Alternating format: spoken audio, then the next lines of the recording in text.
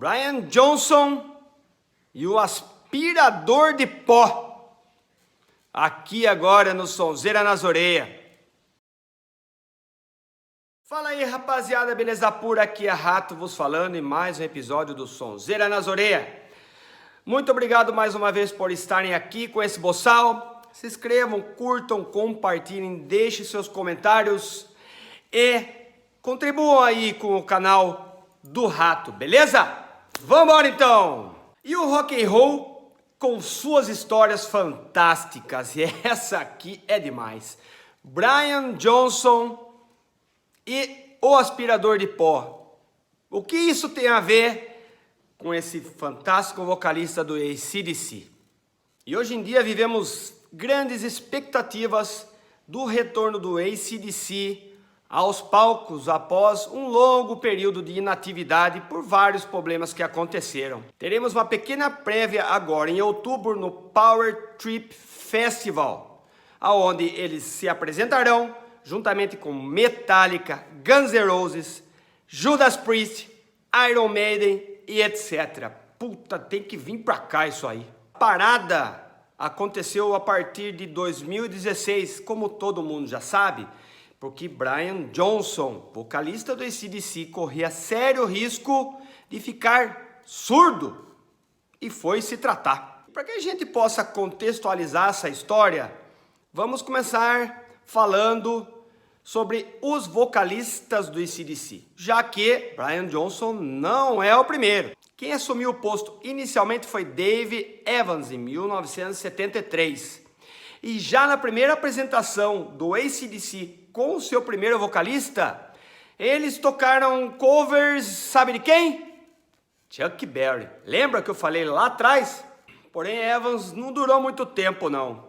Assim como em todos os lugares, todas as bandas, Evans teve problemas de relacionamento com os outros integrantes e os irmãos Young não gostavam muito bem, não era muito bem o que eles queriam nos vocais da banda.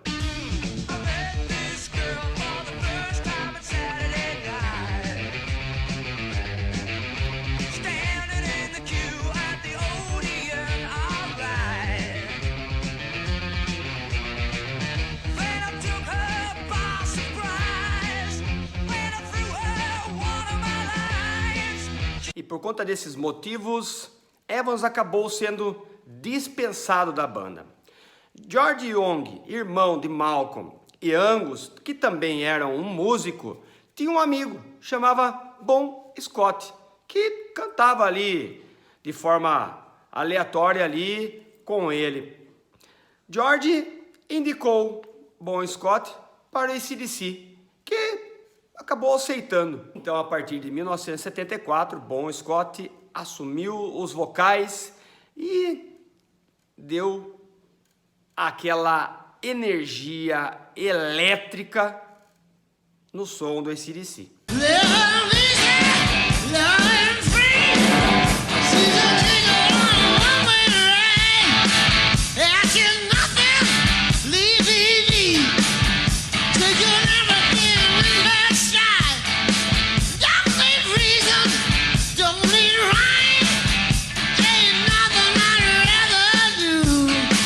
Foi então que alcançaram o sucesso internacional como uma big band, uma banda extremamente aclamada pelo mainstream e pelos seus seguidores, produzindo vários álbuns de sucesso, como High Voltage, TNT, Dirt Deeds Done Dirt Cheap, Let's There Be Rock, Power Age e Highway to Hell, o último álbum de Bon Scott antes da sua estranha morte em 1980. E após a sua morte, diz a história que os outros integrantes do AC/DC especularam em encerrar a banda e cada um seguir o seu lado, os seus projetos pessoais. É então que eles lembraram do nome de um cara que o próprio Bon Scott tinha amizade e comentava muito, falava muito, principalmente de um show que ele tinha assistido e que achou que aquilo foi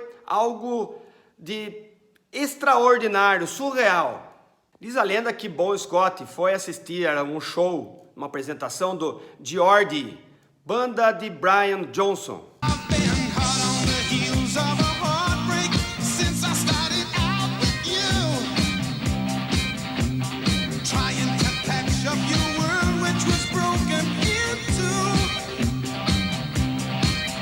Bom ficou extremamente impressionado com a voz, a intensidade, os gritos, os esperneios e toda aquela figuração que Brian Johnson fazia no palco. Mal sabia que Brian Johnson estava tendo uma crise de apendicite nesse dia, e por isso que ele gritava tanto e se contorcia. Foi então que Brian Johnson recebeu um telefonema que o convocava a fazer uma audição, uma apresentação com o AC/DC.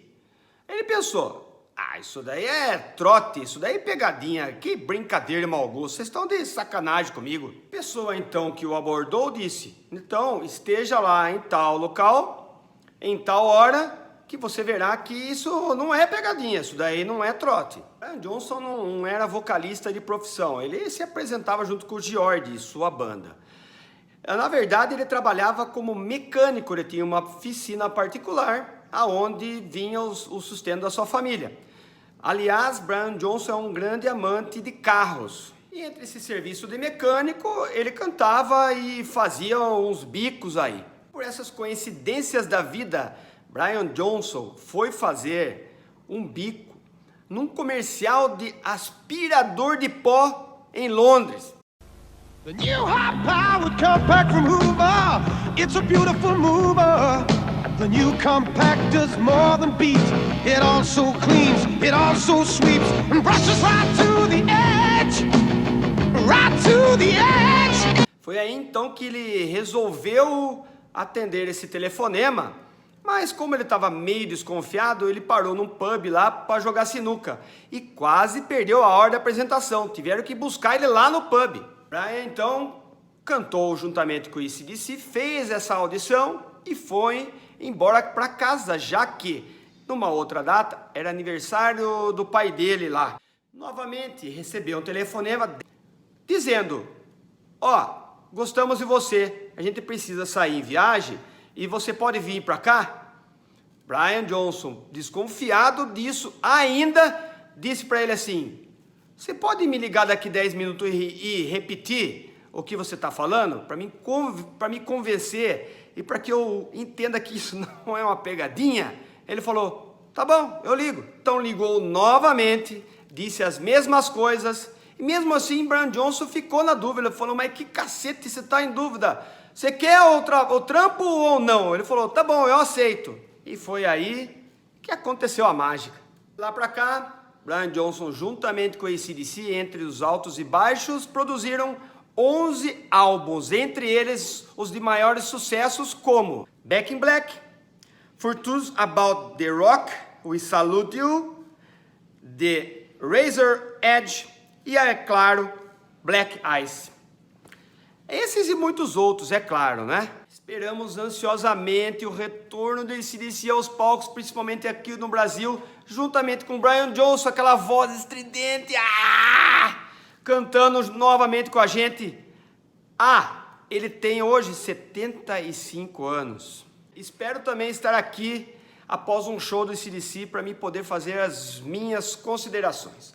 Muito obrigado, minha gente, meus amigos, por estar mais uma vez aqui comigo. Não se esqueçam nunca. Se inscrevam, curtam, compartilhem comigo as suas considerações, deixe seus comentários e nunca se esqueça. It's a long way to the rock if you wanna rock and roll.